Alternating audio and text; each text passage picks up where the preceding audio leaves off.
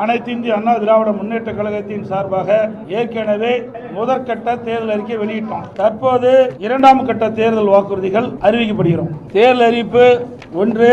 முதியோர் உள்ளிட்டோருக்கான ஓய்வூதியங்கள் 2000 உயர்வு. சமூக ஓய்வு திட்டத்தின் கீழ் முதியோர்களுக்கு முதியோர் உதவித்தொகை வழங்கப்படும். மேலும் முதியோர் விதவை பெண்கள், முதிர்கன்னிகள், கணவனால் கைவிடப்பட்ட பெண்கள், மாற்றுத்திறனாளிகள் மற்றும் 3ஆம் பாலினத்தவர்களுக்கு வழங்கப்பட்டு வரும் சமூக பாதுகாப்பு ஓய்வூதியம் 1200 இருந்து 2000 உயர்த்தி வழங்கப்படும். அறிவிப்பு 2. வங்கியில் பெற்ற கல்விக் கடன் தள்ளுபடி. மாணவர்கள், இளைஞர்கள், பெற்றோர்கள் நலன் காக்கும் பொருட்டு வங்கியில் பெற்ற கல்விக் கடன் தள்ளுபடி செய்யும் வகையில் அத்தொகையை அரசே ஏற்கும். அறிவிப்பு 3.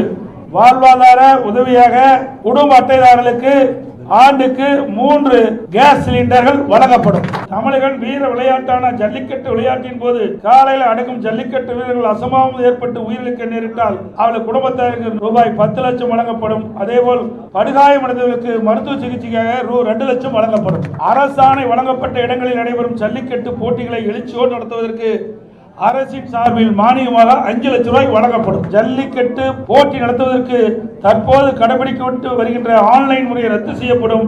ஏற்கனவே இருந்த பழைய நடைமுறையை மேனுவல் மீண்டும் பின்பற்றப்படும். அறிவிப்பு 5. சிறுபான்மை வகுப்பைச் சேர்ந்த மகளிர் சுயதொழில் தொடங்குவதற்கு வட்டிலா கடன் மற்றும் மாற்றுத்திறனாளி கூட்டுறவு வங்கிகள் வாங்கிய கடன் தள்ளுபடி. இஸ்லாமிய, கிறிஸ்துவ மற்றும் ஏனைய சிறுபான்மை வகுப்பைச் சேர்ந்த மகளிர் சுய தொழில் தொடங்குவதற்கு வட்டிலா கடன் வழங்கப்படும். ஏற்கனவே அனைத்து இந்திய அண்ணா திராவிட முன்னேற்ற கழகத்தினுடைய தேர்தல் அறிவிப்புகள் 5 வெளியிடப்பட்டன. தற்போது மேலும் 5 அறிவிப்புகள் தற்போது அறிவிக்கப்பட்டுள்ளன. இதுவரை 10 அறிவிப்புகள் அனைத்து இந்திய அண்ணா திராவிட முன்னேற்ற கழகத்தின் சார்பாக அறிவிக்கப்பட்டுள்ளன.